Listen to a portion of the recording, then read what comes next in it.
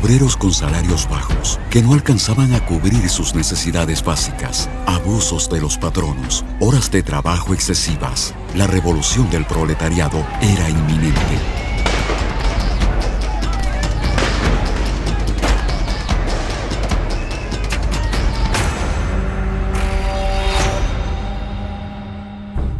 Corría el año de 1922. El doctor José Luis Tamayo, en su presidencia, afrontaba una profunda crisis que había iniciado en 1914 debido a las restricciones económicas producto de la Primera Guerra Mundial, lo que ocasionó que la economía del país llegue a límites incontenibles.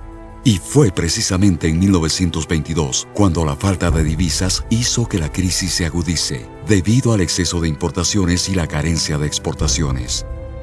La crisis económica era severa, para decirlo en estos términos. El precio del cacao era, me creo, de 8 pesos la libra, cayó a 4, incluso a 3 y pico. Eso evidentemente generó una severa crisis.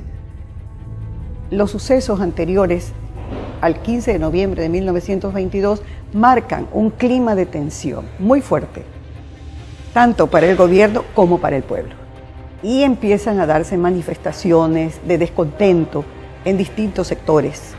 Los antiguos gremios de Guayaquil convertidos en sociedades, como la Sociedad de Carpinteros, la Sociedad de Cacahueros, la Unión de Sastres, la Unión de Panaderos, hacen que esto vaya tomando fuerza y que la clase obrera ya se presente en el panorama político nacional con una fisonomía diferente, organizada. Los obreros sindicalizados buscaban ponerle fin al gobierno del doctor Tamayo. Estaban cansados de los abusos y excesivos privilegios de las clases dominantes. Los obreros reclamaban mejores salarios y la reducción de las horas de trabajo. Al no obtener respuesta por parte del gobierno, en los primeros días de noviembre de 1922, se tomaron las calles con la primera huelga general de trabajadores. La ciudad estuvo prácticamente una semana sin luz, sin fuerza eléctrica y sin transportes. Entonces esto ya agudizó el malestar. Miles de trabajadores estaban apostados en las calles exigiendo soluciones. Y fue el 14 de noviembre cuando el doctor José Vicente Trujillo, síndico de los centros obreros, pronunció la histórica frase que motivaría a los obreros a reclamar con más vehemencia: hasta hoy el pueblo ha sido cordero, pero mañana se convertirá en león. Finalmente llegó el día, el 15 de noviembre, la anunciada y esperada huelga que concentró a un gran número de trabajadores en la Plaza del Centenario y en la avenida Eloy Alfaro. Guayaquil vibraba con voces de protesta de las masas proletarias.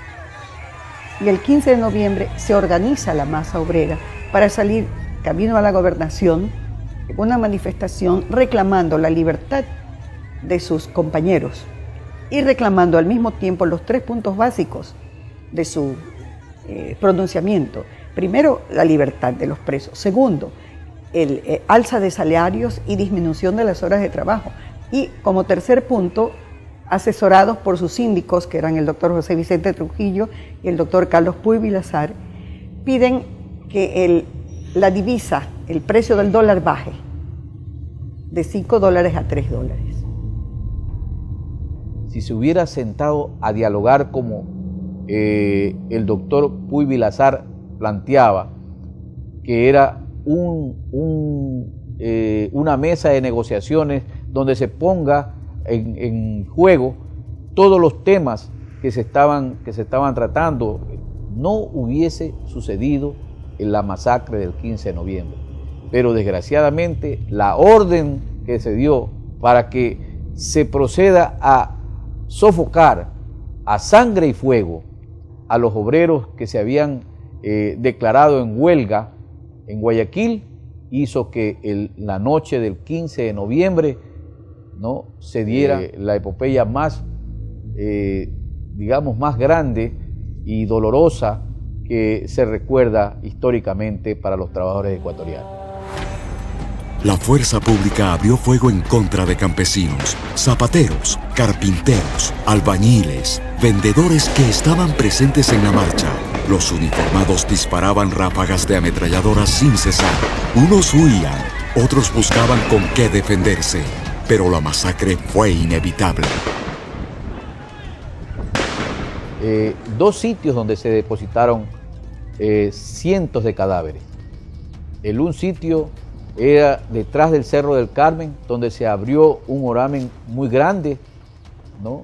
En ese sitio se enterraron centenares de trabajadores y gente humilde del pueblo que aún vivos fueron enterrados y les fue echado tierra encima.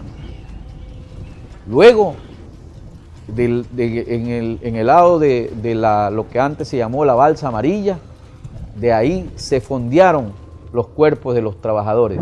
Cuando decimos se fondearon, es que se les ordenó a los soldados de que abrieran sus vientres para que no puedan reflotar.